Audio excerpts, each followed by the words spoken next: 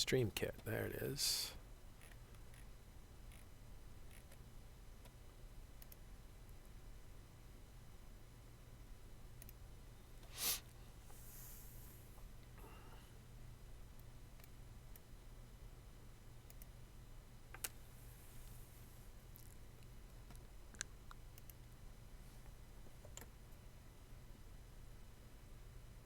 Oh, should I put a chat module up or not?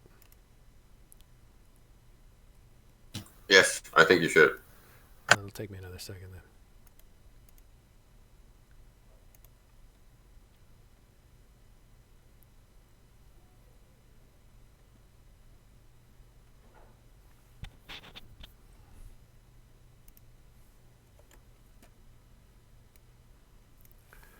Oh, okay, browser source. 1 second.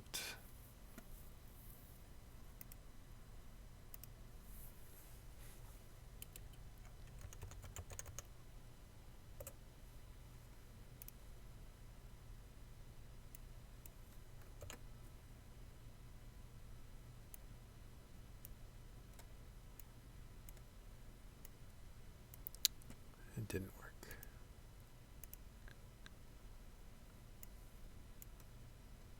There it goes. There it goes. Just took a second to work.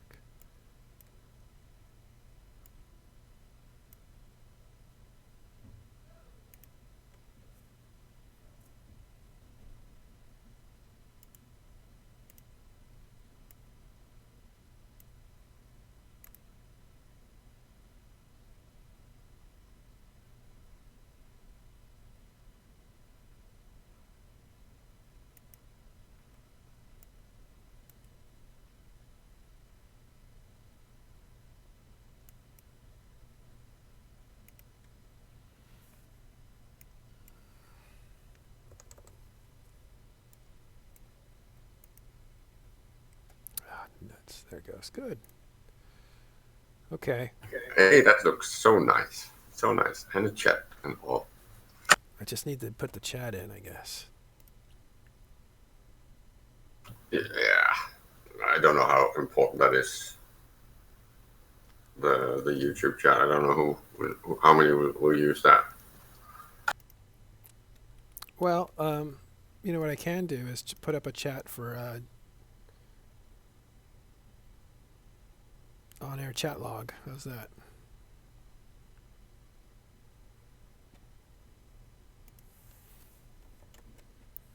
I'll do that real quick. In any ways, I have eyes on chat if it's needed. I'll do this real quick. I need about 30 more seconds.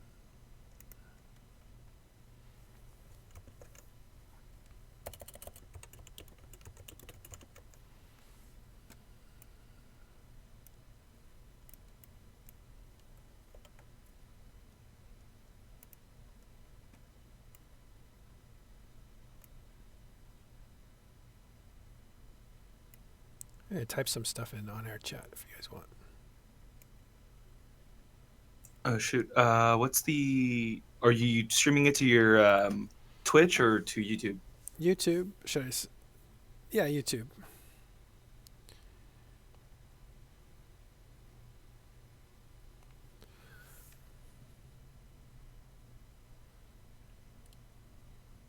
Is that visible, that chat, or is it too small?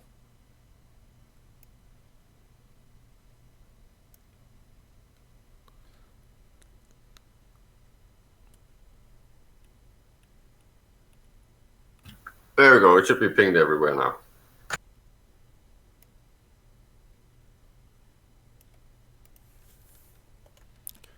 It's official. I like OBS a lot. This is when it works, it makes sense.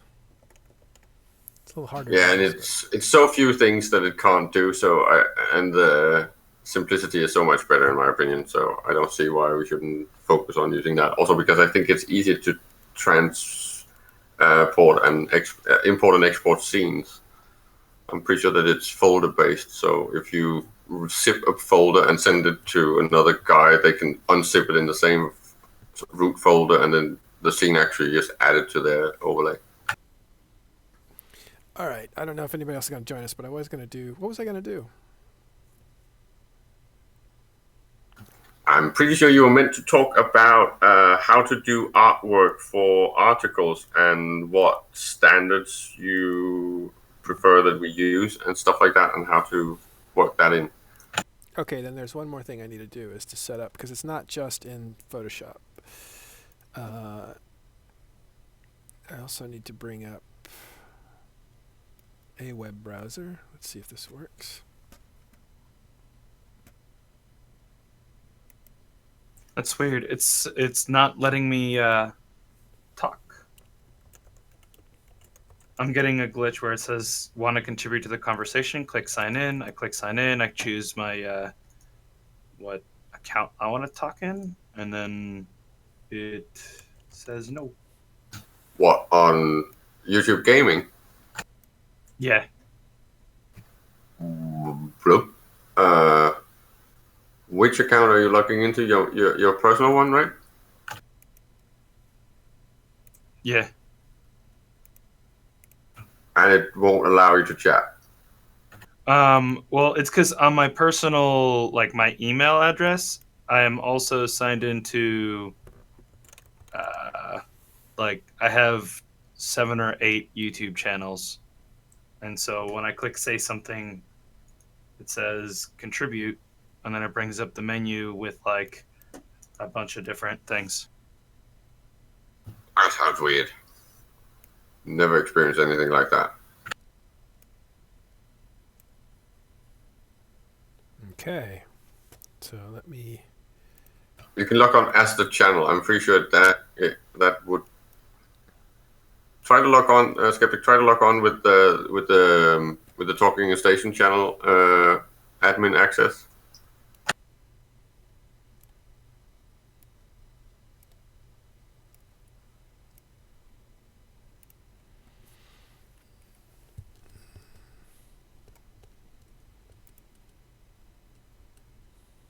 I think I broke it. Of course you did. Nice. Whoever said we were good at anything? Yeah, so when I clicked the last time I clicked sign in, I clicked my my channel, and then I hit don't ask me again. So And now everything it won't broke. let me. Yeah, now it's just not like I click sign in and it just flashes the screen. It shows my icon on the bottom left, but it says if you want to chat, you have to sign in to contribute to the discussion. Yep. So it doesn't accept that you're signed in.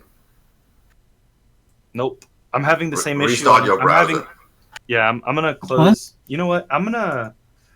Because I'm having the same issue on YouTube right now, where I click to change the browser or the banner art on the channel, and it basically says that you have to sign in. I sign in, and it says you have to sign in, and it's just this never-ending loop of you have to sign in order to do this. Your browser is busted. Kill it. So I'm gonna reset my computer, I think. It sounds like your browser's like cookies are just fucked. You see, here's exactly. the thing. Cookies are dead. So I tried this on both Chrome Canary and regular Chrome. Host file. I'm gonna restart my computer. I'll be back. Reset your host file.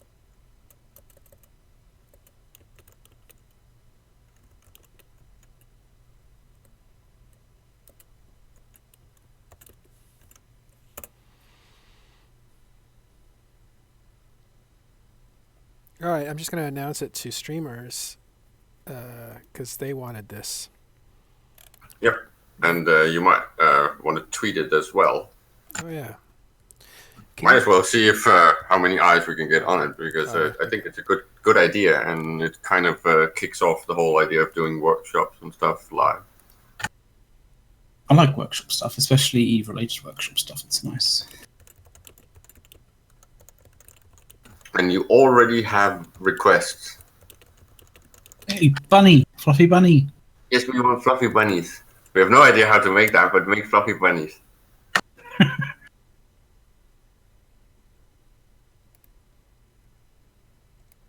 right, let me just get that posted, and then I'll get started. We'll turn that off and turn it back on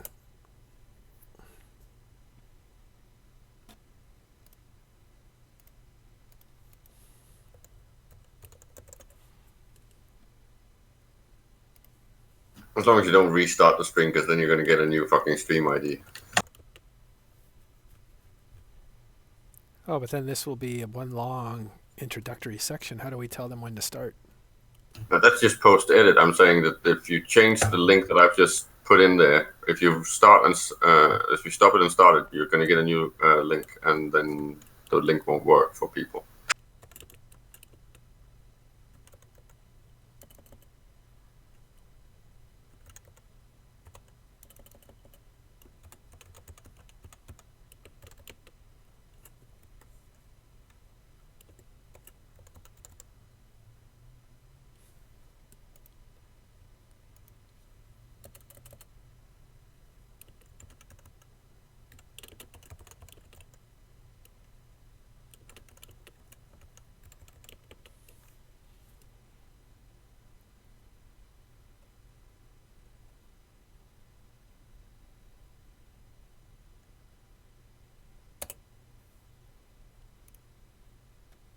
Well, let's see how that works.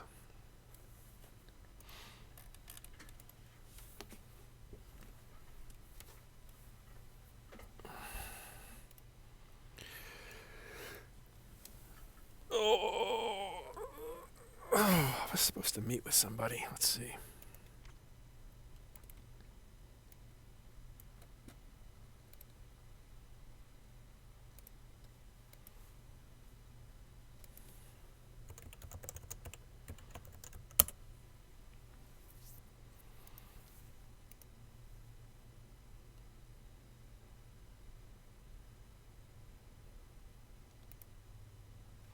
I see Twitter is one of the strangest tools ever. It's basically it's like a giant commenting system on life, isn't it? Yep, as long as you can compress it down. I just don't see its use. Yeah, if you like 2 sugars in your coffee. It's not exactly the greatest platform for academic discussions, let's put it that way. No. It just seems like, hey, if I want to listen to McLeod, because I like when he talks about Eve, I got to listen to what you like to eat, how rotten you feel in the morning, how happy you are about your workout, and I'm like, you know what? I just want to hear what you have to say about Eve. Well, thankfully, I don't really comment about every single aspect of my life on Twitter. You're not one of those people. I try not to, bug people about my particular day. It's almost like you're buying somebody. You're not buying somebody on a topic. You're buying somebody. You can buy a topic. You can buy a somebody, but you can't buy somebody on a topic. Well, I think that's where you follow a hashtag as such rather than an actual person. Don't try and protect it. He's right. But then again, you'll hear everybody's perspective on that particular topic. I must protect all that is me, the wonderful me. Hey, look, there are people in channel. Oh, it's all you guys, right? Yeah, but social media is kind of like that. That's the whole point of it, is it not? Turning mundane shite into something that somebody might be interested in. It's all about registering with others, which is not a bad thing. It's about presenting, isn't it? I think it's it gets very strange. I think we're built to be social, tribal creatures, and we've created tools that tap our brains in that way, but it's not for the purpose that it was originally evolved for. It kind of gets a little bit strange when you get that happy, smiley person who comes up and goes, "Hey guys, guess what? I've got cancer." Oh, that doesn't really make any sense, but that's what happens. Is it? Yeah. All right, so I can't tell how many people are watching this. I know it's at least 5, right? We're 6 now. Okay. I'm just trying to figure out why I'm not allowed to actually link stuff in chat when I'm a fucking administrator. All right, everybody has to watch the language now, because I think they can hear this.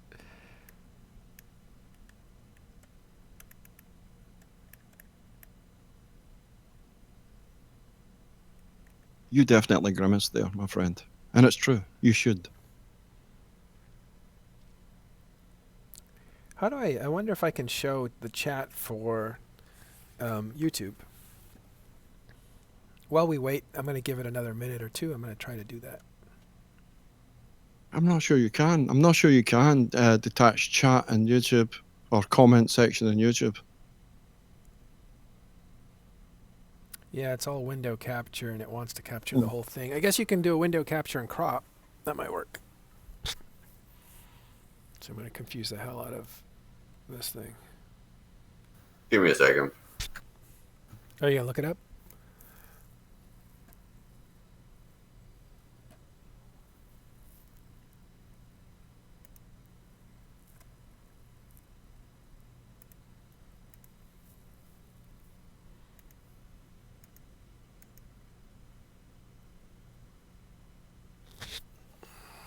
So I can post edit this, right, and cut all this setup stuff out.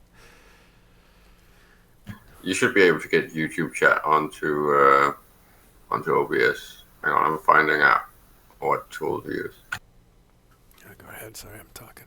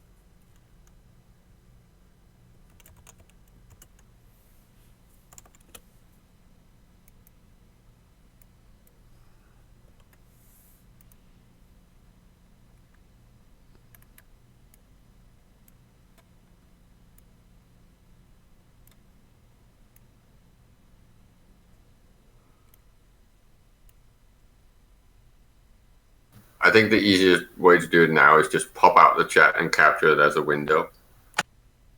Oh, that's a good idea. There is a tool that we should actually look at that's called Restream.io chat, which actually can integrate both Twitch and YouTube and all that stuff, so it gets into one chat. And that means that it goes in and mixes with all the other ones. So Discord, Twitch, and YouTube.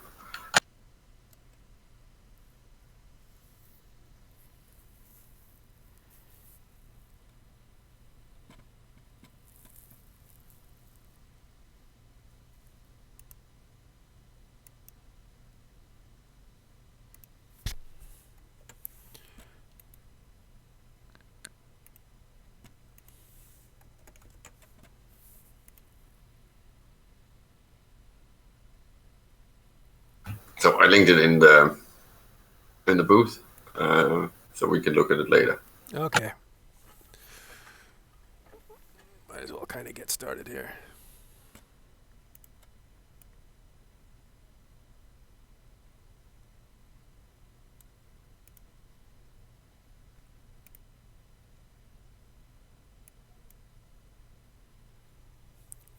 All right. Oh, by the way, I love teaching. I've taught all over the place. I even teach classes here at this agency, and I'm in IT. It's kind of funny. An IT guy teaching people how to design. So this little thing is also going to be used for you arguing Discord and Slack in your professional life, right? No, I'm not going to point them to this. That would be very embarrassing. They take me less seriously when I say I play video games.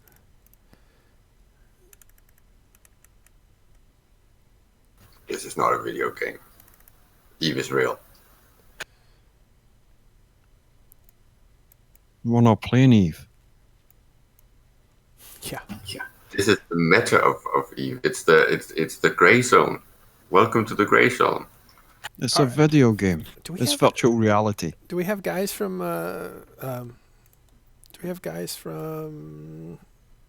Imperium News here? Wait, doing this at the wrong time. Oh shit! Today is Friday, right? That means Dirk's going to be on in a few minutes. Really? So Mhm. let's finish before they get started. Yeah, 20 Yeah, that's a good minutes, idea. Okay, so we'll just start. I don't care if anybody didn't see this. We'll record it, chop it up, and they can see it. So I'll just act like they're here.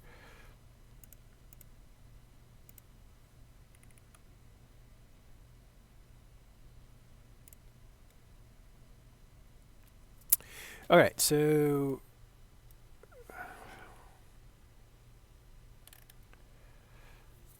I guess I can show how to make a featured image, right? That's easy enough. Let's do something that's already here, like this guy here. All right, so we want to recreate this because that's kind of simple. All right, good. His name is Modern Inferno.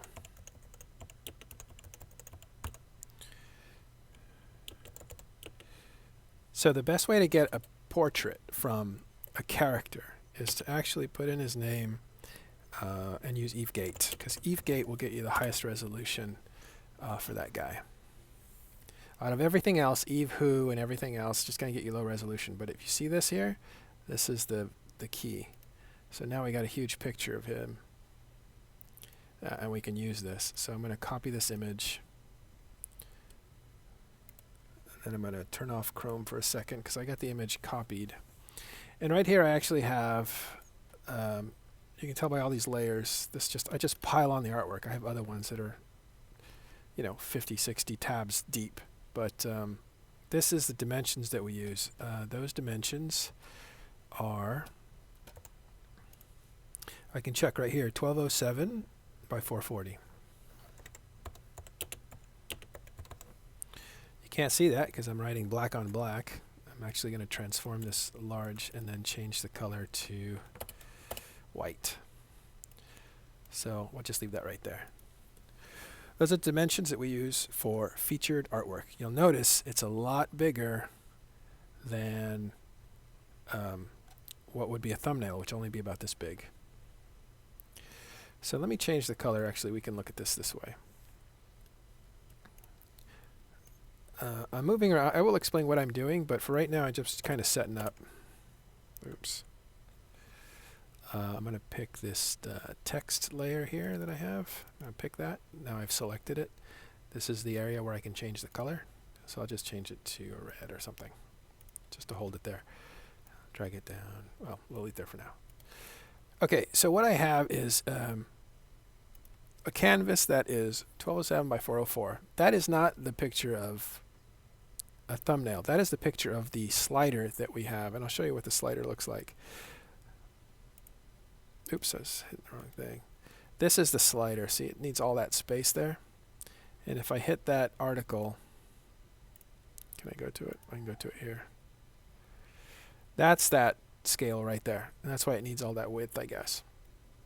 So that's why I'm building it to this size. That's the biggest size. You always build the biggest size and then you bring it down using guides, and I'll show you what a guide looks like.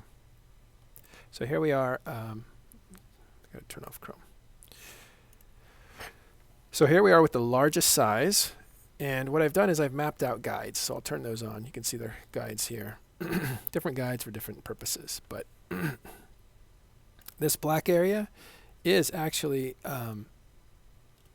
the thumbnail area, and you can see I've positioned it here. It doesn't sit in the middle, it sits on the side, because that's just the way our site takes in artwork. It actually crops, not in the center, but it crops here, and so that's why I want to make sure that I am within this area when I create the key art. Here it can just be, goes to darkness, fades out, stuff you don't really want to look at. It's not important. This is the key area. It's the meat, because it's going to be on the thumbnail and it's going to be on the full image. Okay, so what I'm going to do is just make some guides, and you just go to a ruler here, click and drag, and it snaps pretty much right into where you need it to be. Oh, I already have all my guides. Let me get rid of these. I was making different guides as I was building the site because I wanted to figure out how I could make art that could fit 4 or 5 different scenarios at the same time, which is not easy because you want to focus artwork in specific areas. You want eyes to fall in a certain place and stuff like that. So there is my thumbnail for a story, which is actually this part here. That's the thumbnail for the story. That's that size. That is also this size here. This is actually a little truncated, but okay, so that's why it's difficult to just throw an image in there, because it blows all this out of proportion and stuff like that. All right, so let's now turn this off. We don't need it anymore because we put these guides here, so we know that's the area. I'm going to turn that off because we don't need that anymore. And now I'm going to go back, capture this image from this guy, and drop it in.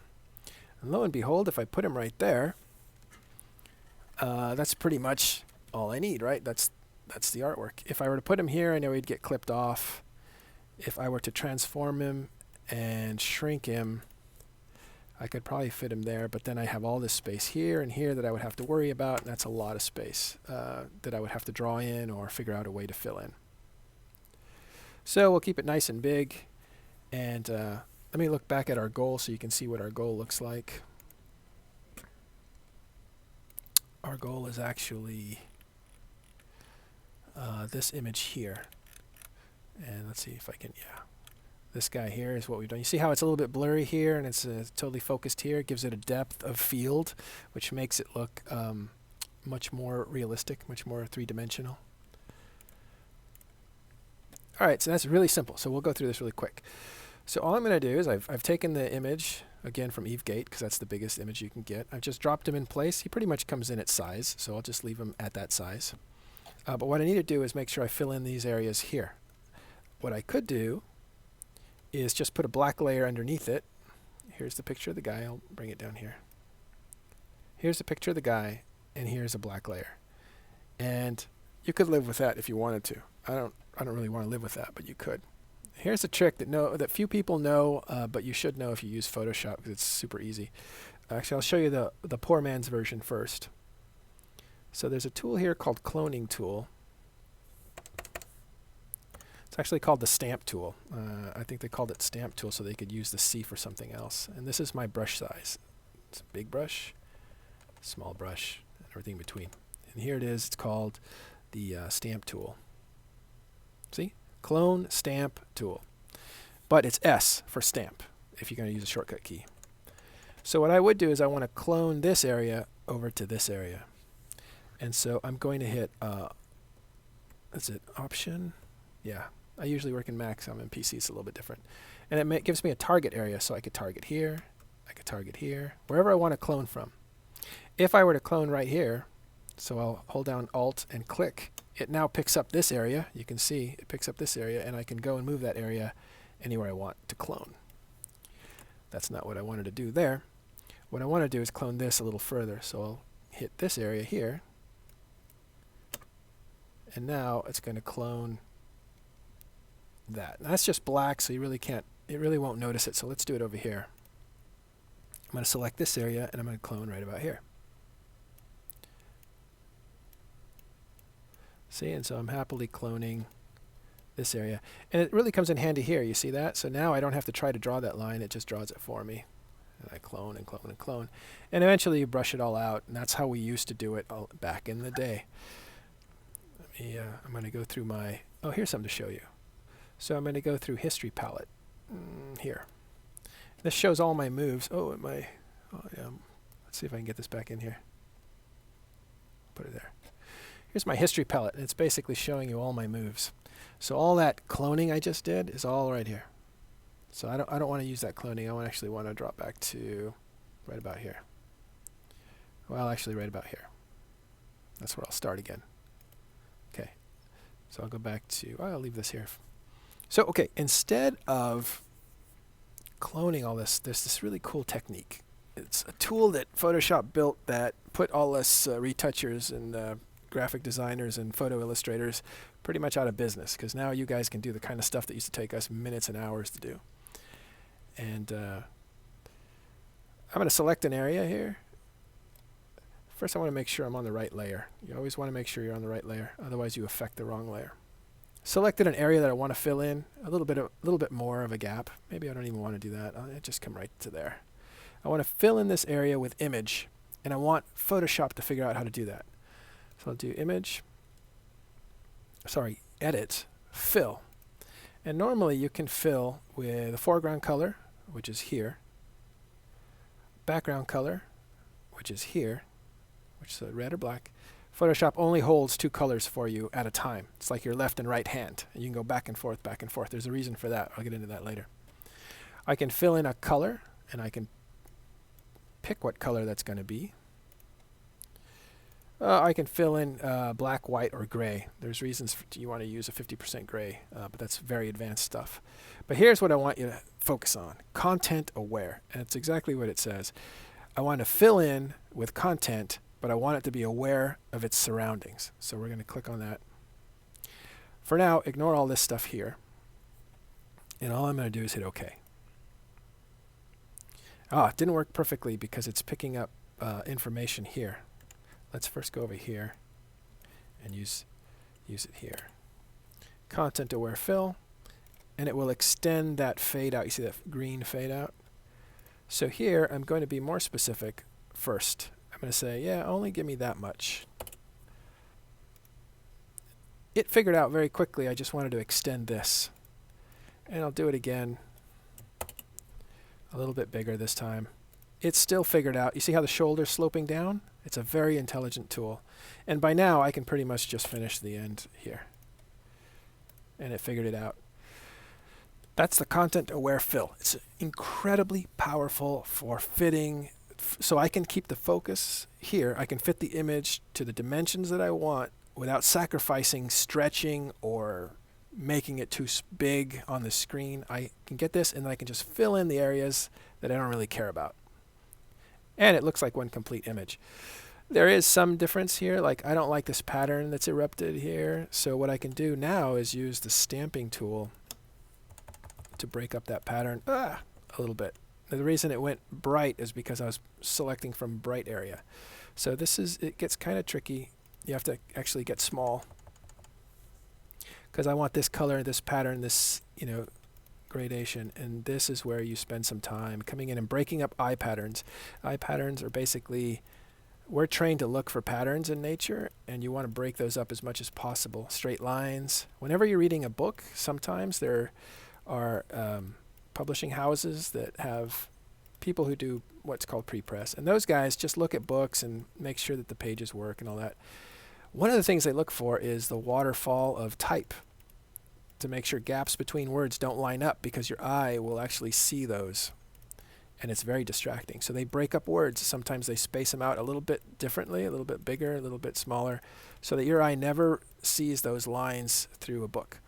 This is still not, that's just a taste for now. And I'll tell you why that's not important, because what I do with images is marquee them to give them a sense of enclosure.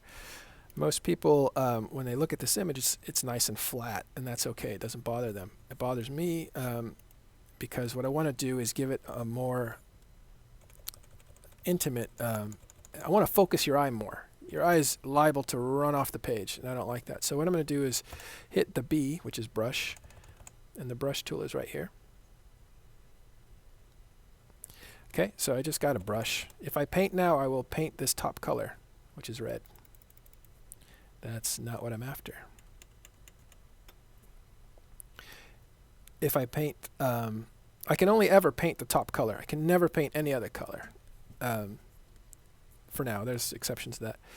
If I want to use this color, I hit this little switch button, and it switches between them. The equivalent in your keyboard is X. Hit X. And if I hit this little pair here, that's a black and white, it'll go default. So, and that's D. So default for black and white, and X to rotate them. That's important later on when you're doing masks where it's either black or white. And so that's what I do. So I want black. You notice I didn't tell you that I did this, so I'll do it again. I'm actually just going to create a layer here. New layer, create a layer. And if I turn this off, it's basically a blank layer. There's nothing here. I don't need that background anymore. Remember, I needed it when I needed black when I put the image on there, but since I filled in the edges, I don't need that layer anymore. It doesn't matter. Leave it on there. It doesn't matter. But what I have now is one layer here and the image layer here. And I'm going to paint a little bit of black, not a lot, over on this layer. I can do this, and you'll see I painted a big splotch of black. I can turn it on and off. One of the basics of Photoshop is layers. And layers are basically stacking images one over another. So I'm going to take this whole thing and delete that. I'll show you how to do that later on. All right, all I'm going to do now is take a big brush like this, and I'm going to change my opacity from 99% down to about 20. And I'm just going to brush back and forth. Maybe I'll go a little stronger.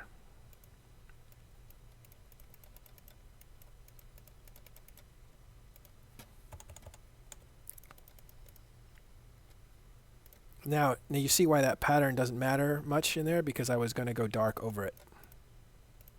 I like to fade to black sometimes so that there's no image there. So that means if it's on a black background, it really fades. You don't ever see it cut. You don't ever see the art cut. That's just a preference, but you will find it. And down here, I'm going to nip that black, nip that corner black, so it does the same thing. And there you go. I've got an image so far, but what I want to capture here, it's not very interesting to me. Like, it's a flat image. It looks right. It's proportioned right. It's got, you know, the black marquee to kind of bring that in. By the way, if I overdo it, if I can just take this layer here, and I can reduce its opacity and make it disappear or bring it back. I have full control over that. I can do that anytime I want. Something changes, I can go back and change the opacity. Okay. What I want to do though is create an effect, because if we look over here at my Chrome version, there's a little bit of a blur here, and then he's crispy. This is not a good, I mean, he's got a big thing on his face, but what can we do? We need to redo our layout.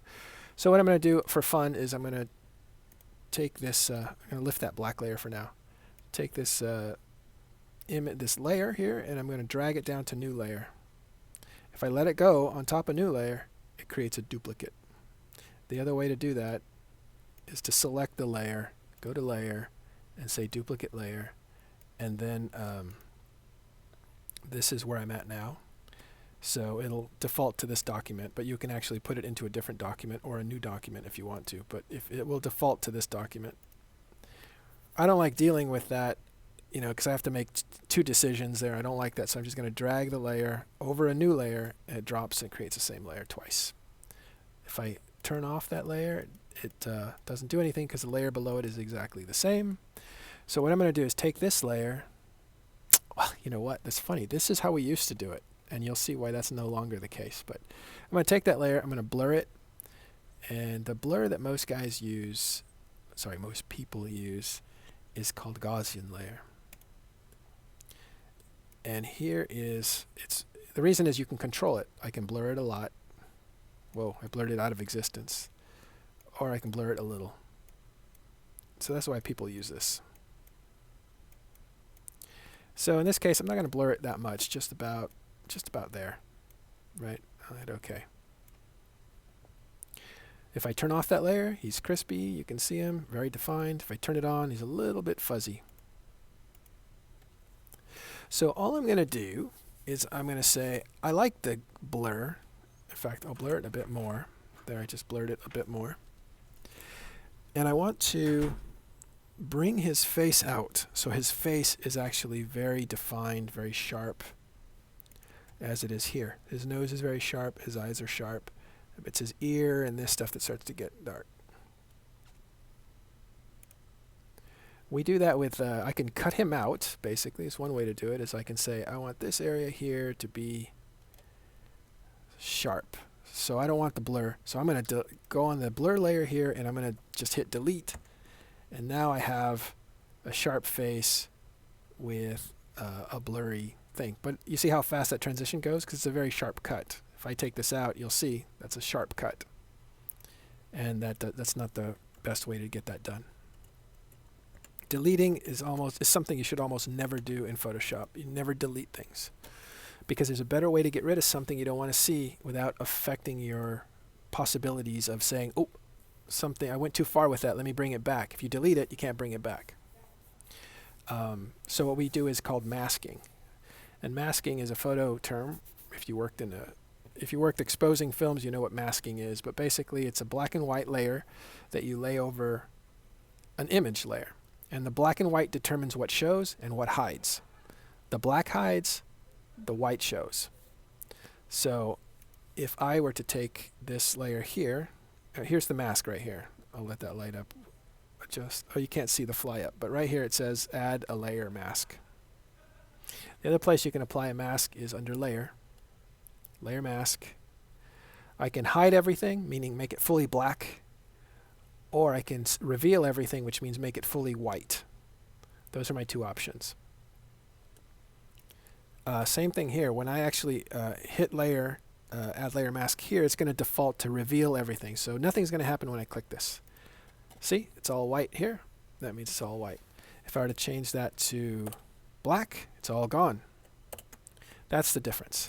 So the reason this is great, I'm flipping between black and white. The reason this is great is because I can now use a black brush. So I'll hit B, or use this brush, use black, and now I'm going to airbrush out the parts I don't want. So I'll put that opacity at like 100%. And I get a nice finesse on stuff I don't want. So if you look here, the little, let's see if I can get that. That's all I did is airbrush that. So this is hiding the blur from this area. And the way that translates to this image is this. That's basically the image, that's the blur layer. So I'll just work this way. The blacker it gets, the more I'm hiding. I definitely want to hide this. I want that to be pitch black because I don't want to see any blur right on his nose or eyes, because that's what I want the person to focus on, or lips right here. And he even has a little, see that little lip ring? I want to make sure that comes through. Then after that, I kind of don't care how it fades back as long as this is sharp and all this is faded. So I'm going to see this here. What you're supposed to be thinking in your mind is what's actually at a primary distance. Let's call it 5 feet from him. What's at 5 feet and what's at 6 feet? And you want to hide all the stuff at 5 feet and let all the stuff at 6 feet stay. And that creates your depth of field. It's a hard concept. It's a film concept because camera operators have to worry about their lenses. They have to worry about what's inside that depth of field, what's inside that focus area, because everything before it and everything after it's out of focus. Okay, so you'll notice he went from a blurry to a semi-blurry because it's blurry over here, but he's sharp here. And if I turn on my one layer to kind of like make it darker or whatever, that is the complete image. Let me turn off my guides. Now, those are like, it's a 4-step process. It's dragged out by my explaining things and me kind of poking around at tools and doing things in different ways and stuff like that. But that's really all you need to do. The final step is to export. I have it set to PNG by default. It's a 1-step thing. It takes you to, let's go over to art, key art. This is some of the artwork I've done. And so then you just label it. There it is. Should pop up. That's it, and that's the actual lesson for today. It was kind of advanced, but I think it showed off a lot of the tools that I use on a regular basis. I wasn't watching, so at this point, like, I'm going to open it up to a discussion. If I still have people here, I don't know if anybody left. I can see you guys in channel, so. Damn, that was fast. We're here. Was that fast? Was that talking too fast? No. I'm sure that when you do look at it afterwards in the video format, it makes perfect sense. But very fast, definitely intermediary level. And then again, it was all the. I think there's two things that I wanted to get across. One is this is the size, guys. This is the size that you want, and let me turn my guides back on. I'm not. Okay, there it goes. And then here is the thumbnail size. So for people picking art that are working for the writers and everybody who's working for Imperium News, that's the size you want. You want to center the art here, and then make sure you have enough art to reach over here. But you want to center the art here, and you want it to be these dimensions. And I'll go ahead and turn on that. Where is that? I lost my. There it is. Text layer. You want it to be that. And that's so it doesn't clash with the layout of the website. Yeah, that's so it doesn't give it. I mean, we have systems in there to just make this a little readable. We have systems in there to work with the art, but if the art is too thin and too long, basically too high instead of too wide, it will stretch to fit, and it makes a big mess on the artwork. So we want to prevent that by making sure that people use landscape, not portrait images to begin with, and then to try to get these dimensions or this aspect ratio to begin with as close to it as possible. That's why I keep giving these dimensions. So that's the first thing I want to tell writers who are watching this. This is kind of the how you get artwork, and make sure you hit those dimensions, and make sure your artwork is inside this general area, which is not necessarily, I mean, if you go center, you're fine. That's really fine. But it's kind of center right. You see how there's less space here than there is here? Right. Then the second thing was to show Photoshop and how it works. And there's two concepts here that are very difficult to understand, but very important. One is layered. Layers are basically stacking art on top of art. And the lower you are, the more you get hidden. And you know this through Windows, right? But that concept is very important because it creates all kinds of important things. The second concept is that of masking, which is you can hide things without deleting them, and then you can finesse them later as you need to. But that allows you to composite things. That allows you to put two things together that aren't there, because you would have something that's cut out. Actually, why don't I show you? Do you guys want more, or do you want to stop? I want more. All right, let me pull something up that I've done recently for a charity.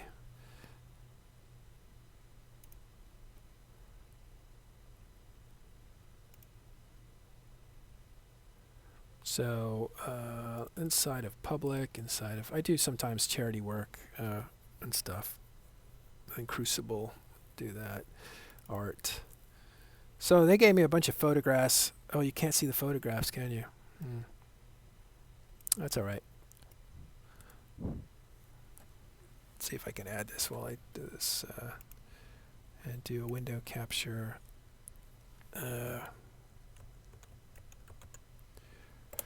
This will take just a second. All right, so this is, now you can see my browser. So this is what I got. If I can make these bigger. They're just people, they didn't shoot on a green screen, they shot on a beige screen, which is fine. So, work in progress. Let's see where I start with this.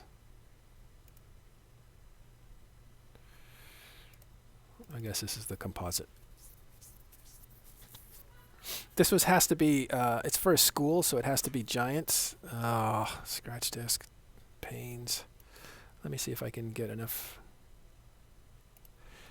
So it had to be really big, and that's probably too big for this computer. I'll try it again.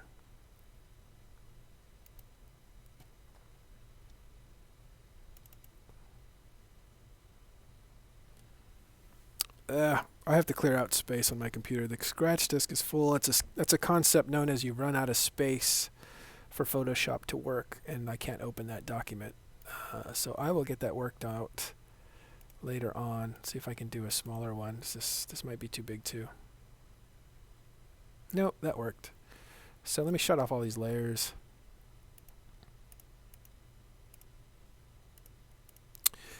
So I built a background out of artwork. That's a painting that I photographed. If I turn off this mask, you can see that's a photograph that I mirrored imaged. See, it's cut in half there, so that's same trees on both sides. And these got kind of just duplicated. I don't need to look at them. I just needed their shadowing because they're going to sit on top of when I put in my mask here, I actually brushed those trees way back. You can't even see them over here. So there's a painting with a photograph on top of it to give it ambiance. That was just a glow. And then I threw a blue on it to give it an eerie, like, oh, I feel sick. It's too early in the morning. I stayed up all night feeling. So, because I wanted this, if you guys know The Crucible, right? By Arthur Miller? I actually haven't seen it. It's girls went, 5 girls went into the forest and did some stuff, and they got called witches, and I think, they got kind of scarlet lettered, I guess. I don't know. I haven't seen it. So here are the women, and the women get cut out. See how they fit in. So I turn that on. There are the women that you saw. I had to cut them out. Each one of these had to get cut out and placed in, and that's called compositing, and that's when you can create an image. So the reality is I went from... Where's my window? Oh, nuts, I closed it. Well, you saw those images, right? I had images of girls. I cut them out of there, and then I created, and then I dropped them into place. And they come in like this, right? They come in super bright white. So what I do is I create a whole layer. I get all of them.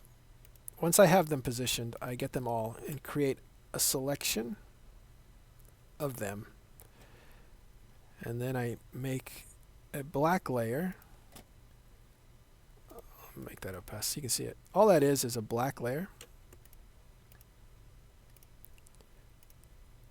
I'll turn that off for now. And my highlights are on. Where are my highlights on? Where are those?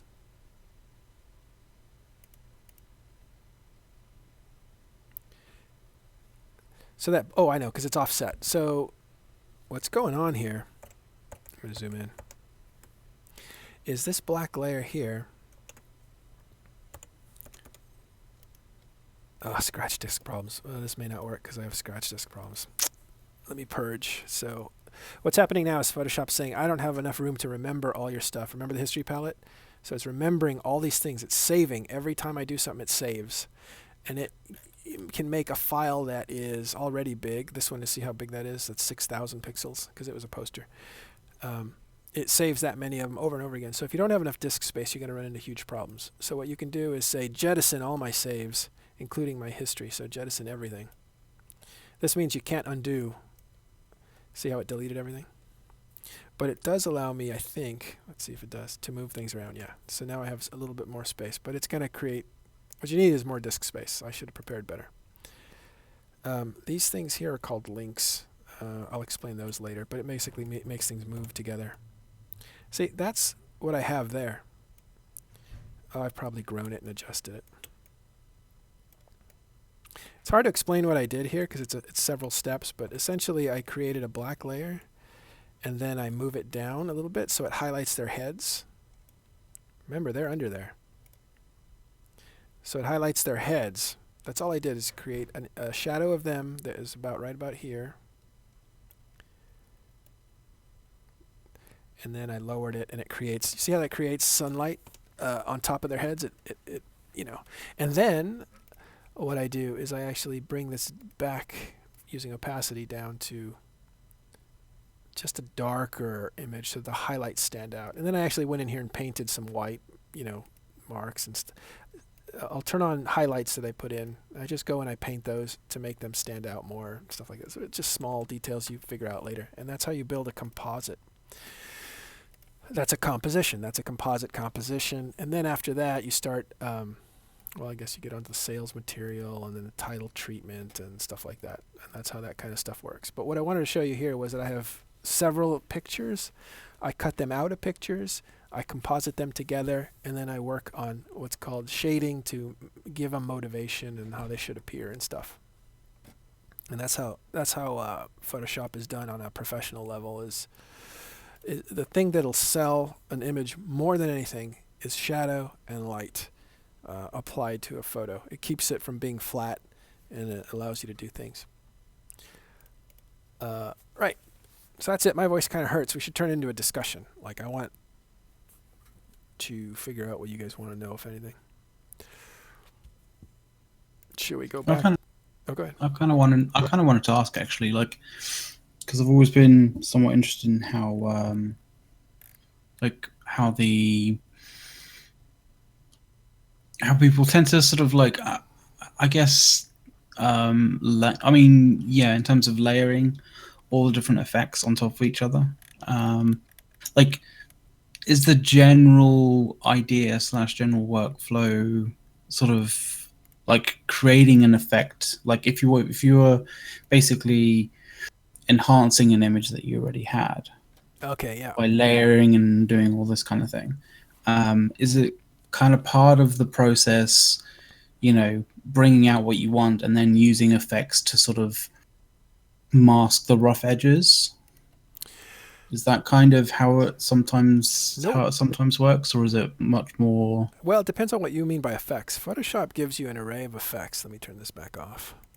Here's one of the, and you're bringing up a good point, because this is the surest mark of an amateur is reliance on effects that are generated by Photoshop. Photoshop has Yeah, I don't mean like literally, effects. filter 3D effects kind of thing like that, but like Yeah, terms of the creative trying to hierarchy. trying to make it look like an actual like an image that kind of feels whole rather than feels like there's layers in it and stuff. Yes, you're exactly right. You basically cut out ingredients, you composite them together, and then you enhance the visuals. That's kind of how it works. There's some exceptions to that. For instance, if I have a picture of an actor, I will retouch the picture of the actor. Sometimes I'll retouch them first, because I'm going to use that picture in many different many different posters, because I might have a poster that goes on a bus that has different dimensions than a poster that goes in the movie theater. That's different than the brochure I give to video stores. So you want to basically sweeten the portrait of the person you're going to use, and then you cut them out and you use them in different places. That would be the only time retouching comes first. And retouching is the basically touching up, making perfect an image, some actor's face, for instance. But most of the time now, when I'm not doing, when you're not doing real artwork, you can just cut the person out, put them in place, and then sweeten them up. So yeah, it is composition and then retouching and sweetening it up through shadow, light, through a lot of stuff I haven't shown you yet, which is how to clone skin and how to basically take out imperfections on people's faces and stuff like that. Yeah, but it's generally that order. Cool. Okay. And then there was... Okay, I wanted to fix something in front of you, and this is part of retouching. Because retouching is known as touching up somebody's face. But in photography, it's also known as sweetening an image or making an image more readable. Let me turn on this image here.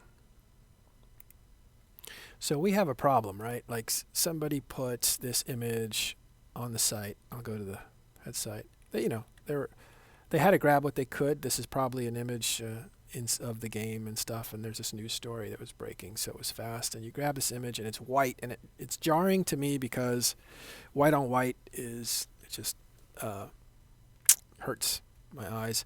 So I'm going to copy, and I'm going to open that image in its new tab, which will get me this. And I realize that picture is much bigger than it was here. And that's great, because now I can copy it. And I will paste it here, and there's the image, right? So what I want to do is try to make this better. See, it's actually the right image because WordPress cut it to the right size, so it fits right there.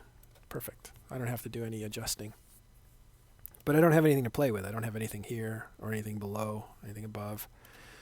So let's say we have this image here, and this is a powerful tool. It's not going to work great here because I have a feeling this is not the right scenario for it. Down here, if you can look down here. Oh, let me turn off Chrome. Down here again, you see the mouse? next to new layer, there's new folders, so you can organize these things in folders, right? So you can put things in folders. But right here is this little adjustment layer. So I'm going to click that, and it's a layer.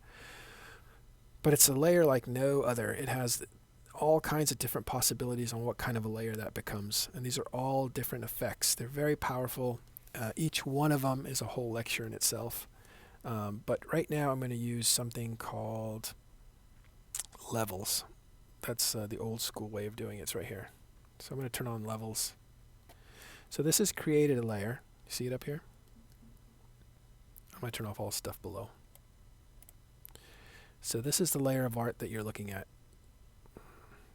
Oh, please. And over here is the adjustment layer. And this is the adjustment layer's control panel. This is a very advanced lesson, so I won't get too far into it. But you have black, gray, white.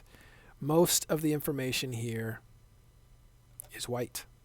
That's why it looks so white, because most of the information's here. You have a little bit over here by black. You have no jet black information. Nothing in here actually is jet black, although it looks it, it's not.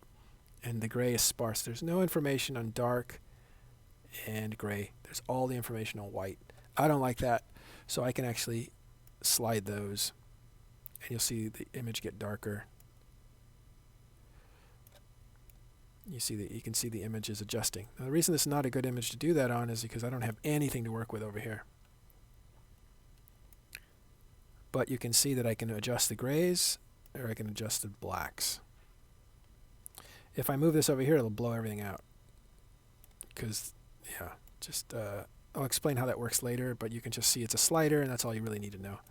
The overall, this will make it gray. And this will make it... And the reason it's not working is because it's overexposed, right? Totally. There's too much white. There's no information except white. Yeah. So to start with, you don't start with an image like this if you want to get anything out of it, because it's kind of dead. It's all burnt out, we call it. Burnt out and crunched. But what I can do is, let me turn this back on. And this is what I do all the time, is cheat, right? So I have an image. I know those are bubbles. So I'm going to go here and go Eve bubbles, or give me some ideas, guys. Just go to images. There's purple bubbles. Here's purple bubbles here. There's something there. I can just pick one like this one that looks kind of cool and say view more, and I get more of those kinds. It takes color into consideration and stuff like that. So this is how I look around for material that I can use. Oh, here's something. Here's something too. Here's even more stuff. And here's even more. Let's look at that one. And now it gives me even more options. And so on and so forth. You just keep going. So this has purples in it. Instead of creating my own purples, I want to borrow their purples. Here's a cool one too. But anyway, you get the point. This is how I farm for ingredients by which to cook. And sometimes you want to make sure that they're the right size, like this. So I will view image, and that's good. That's a good big size. So I'm going to copy that, and I'm going to drop it in here. And now I have like something to work with. And because it's a layer on its own, I can create a mask. I'm going to turn off these levels. So now I'm back here to this base. I'll create a mask. Well, first I'll get into position. I like this. I like what's going on here. I want to keep that. So I'm going to turn on an adjustment layer that hides nothing so far because it's all white. And remember your browser's in front of us. Oh, shit. Sorry. Okay, so I turned off Such levels. It's still there. Hold on. All right. So what I did is I have the original layer. I turned off the levels that was giving this a darker mood or whatever. I won't need that anymore. And I'm going to drop this image layer over it. And the image layer came in like this. And I can move it around, see how it has more space. And so I liked what was going on over here because it had some purple, it had some shape. This is kind of cool too, but I don't need to worry about it. I am focused on one area only, that area there. So I can create a mask that hides nothing because it's all white. I'm going to say I want to hide everything, so I'm going to edit, fill, black, that layer. You see this little tiny area? It's hard to see, but if these little brackets show you what part of the layer I'm on, because there's 3 different parts, and so I'm on the mask part. So when I do full black, it won't actually black out the image. It's going to black out the mask, and that's those little brackets that tell you that. Sometimes you can make a mistake. Yeah, I've done that many times before. So now I have this image, right? But I made a black mask, fully black, which hides it all. So there's no image to be had. And I can slowly say I want to paint white on that because I want to reveal with every stroke a little bit more.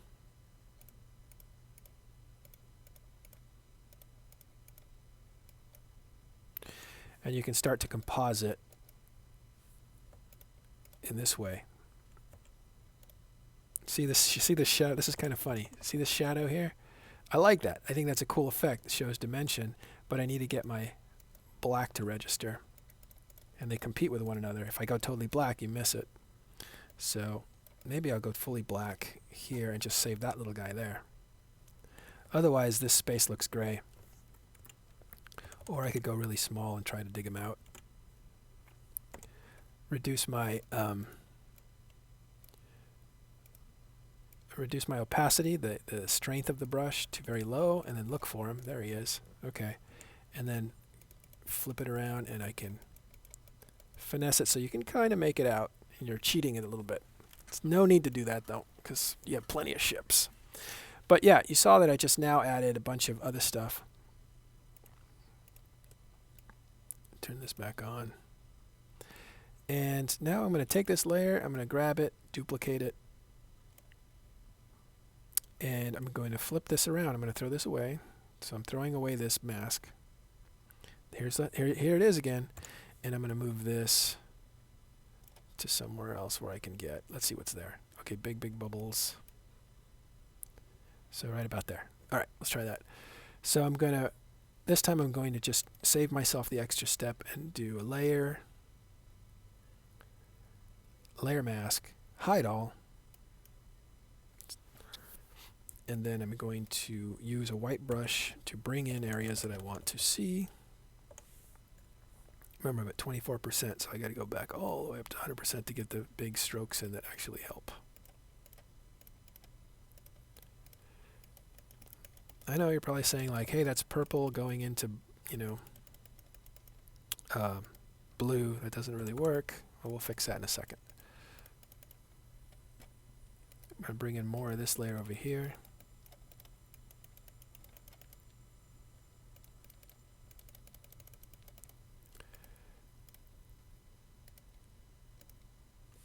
I can actually just get rid of that purple since it wasn't doing much, and then I have consistency. Or I can kind of leave that there like that for a second. And then what I want to do is adjust the blue to make it purple. And this is what I want to show you guys. That's why I'm worked up to this. I'm going to do a new adjustment layer, hue saturation. Hue and saturation allows me to control the color, right? So there's one way to do it, which is to colorize. And what that does is it makes everything the same color, in this case red. Sorry, let me turn off other layers so you can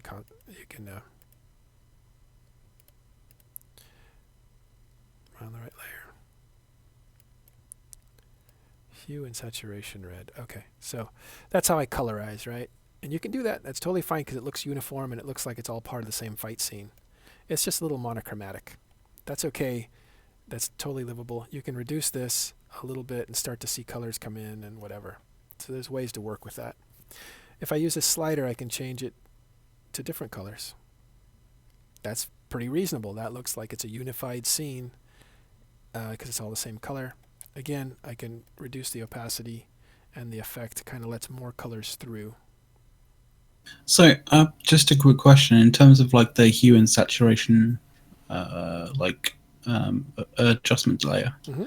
Can you use that? I mean, kind of looking in the way that the way that it's represented on the actual on the layers. Can you mask that in the same way that a mask works, or? Yeah, absolutely. That's the cool part about it. Sorry you couldn't see those. I was doing all this stuff and you couldn't see it. Let me just close some of these. So here's layers. I'm going to close 3D. You don't need that. And here is the adjustment layer, hue and saturation. So here's layers. You see how it has a mask? That means you can put it in areas you want and take it out of areas you don't want. So, so we'll go here and I'll use black to hide areas I don't want. Like there was nice purple up here. I want that back. So if I put black in this area, you can see it forming right there. Hold on a second.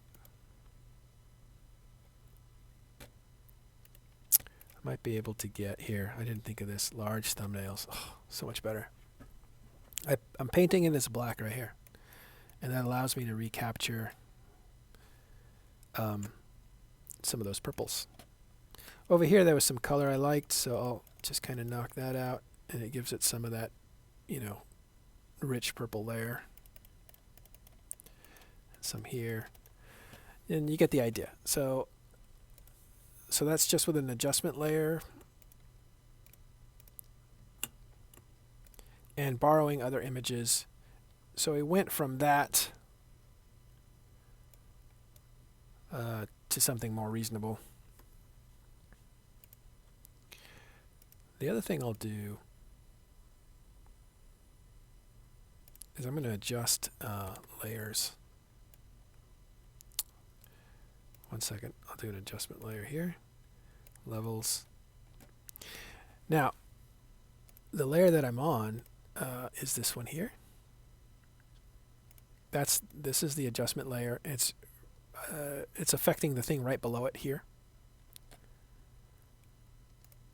And you can see the information is totally different. It's not all white in this image. It's actually very spread, pretty even. There's a lot of blacks in it.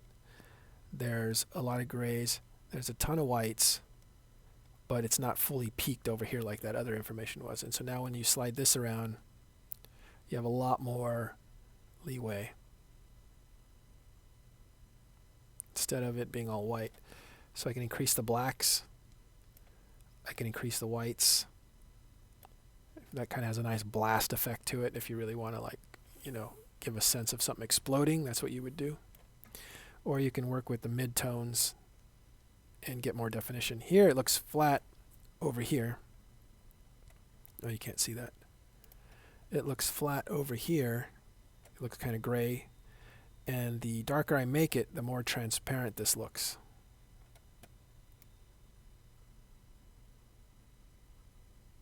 So you want to find like a happy medium for that.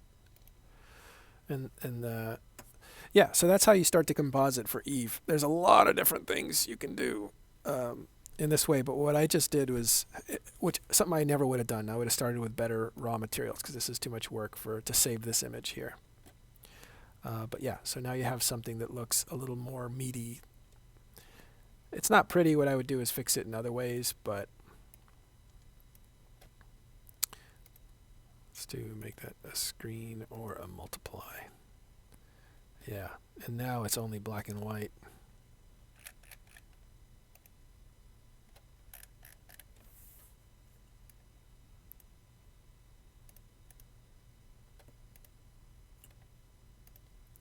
So you can make it so just the black shows, and it looks like a bunch of silhouettes of ships and stuff. All right, well, that's enough of that. So I'll throw all this junk away. I guess it's pretty interesting, though. Yeah, pretty interesting how creative you can be. Exactly. More than anything, I'm showing you concepts of photo illustration. So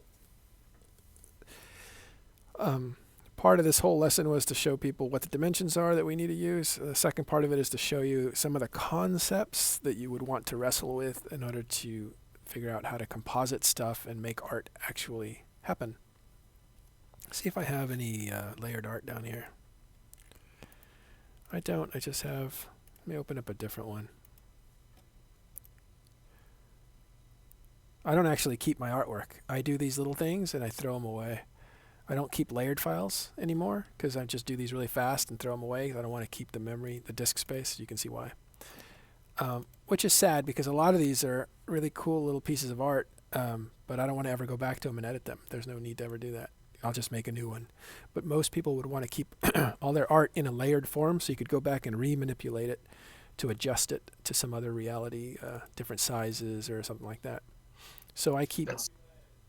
I was going to say that's for the most part what I do for now is I keep all the PSD files and then go back and recreate stuff with them as templates.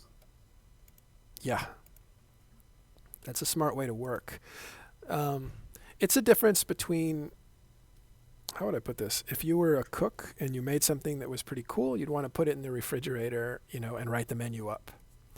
At a certain point, you become a chef and you just kind of make food.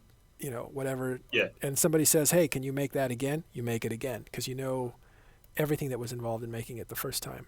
I think illustrators work the same, artists work the same. They can repeat their work. That comes with years of practice. Absolutely. Because a lot of this stuff, one of the reasons why I keep the PSD files as well is because I don't remember how to make it just because I'm not as familiar with the program as you. So I keep it as a template, not only to, as a shortcut, but also a way to remember. Yeah, you can deconstruct it, reverse engineer it. I've always found when sort of trying to put together like UI stuff, like templates for like streaming kind of sort of like streaming overlays and stuff like that. It's always the case that if I don't have the PSD and the layers and all that, it's difficult to actually get something that's pretty spot on to what it was originally. You mean restoration work, like an old photograph, or did I miss it? No, like UI stuff, like how to, like if you look at sort of like gaming streams and this, that, and the other, they tend to have like overlays with various different things, like I mean, Skeptic does a lot of it, like menu bars, sort of like windows to to place webcams in, this, that, and the other, various different things.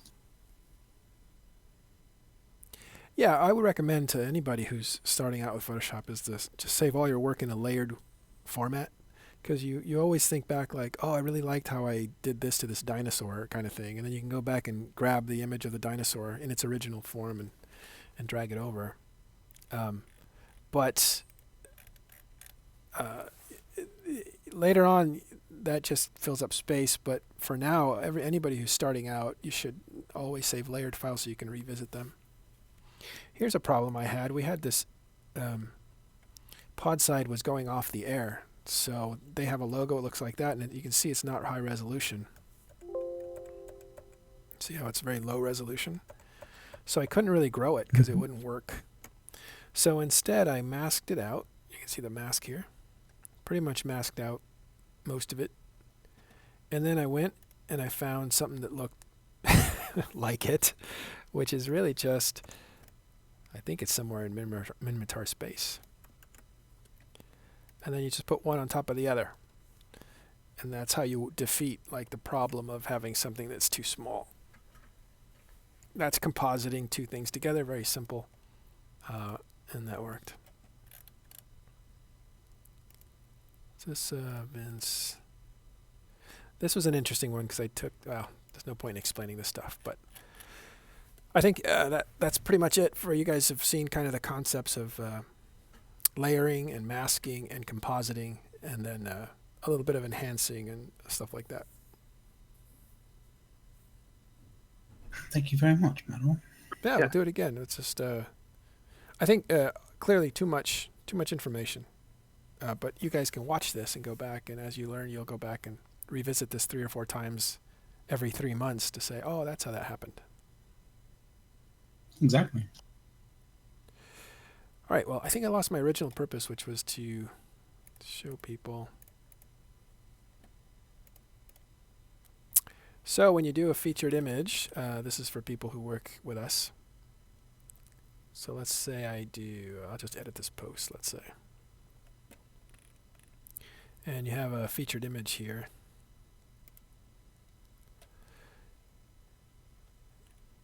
You will basically pick your featured image, make sure it's 1207 by 440, set your featured image, and that'll put it in there. If you have something that is not like this, right? Somebody put this in because they like the image, it'll go with the story, but it totally distorts when you put it in the image. You can edit the image, and I believe you can crop it. Let's try that again. And, you know, just try to get close. You don't have to nail it, but try to get close. And see how that works. You would hit crop here, and that would make that happen. I don't want to do it because it's destructive. Once I do it, I can never get it back. Oh, it did. It brought it back. You see that? It did it anyway. That's much closer than that was. But I'm not going to set featured image. I'll put the wrong image on the wrong story. So that remains the same because I didn't want to save it. I'm not updating it. I'm just getting out of it.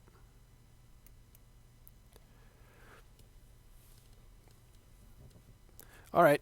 My voice is tired. Doesn't somebody else talk? Are we done? Did everybody fall asleep? No, I'm still here. We're good. We're good. Oh, here's a... All right. I'm going to look to see... Can anybody see how many viewers actually stuck around? We're at 6 now. All right, it's just us, basically. All right, cool. I'm going to stop the recording as soon as I can find it.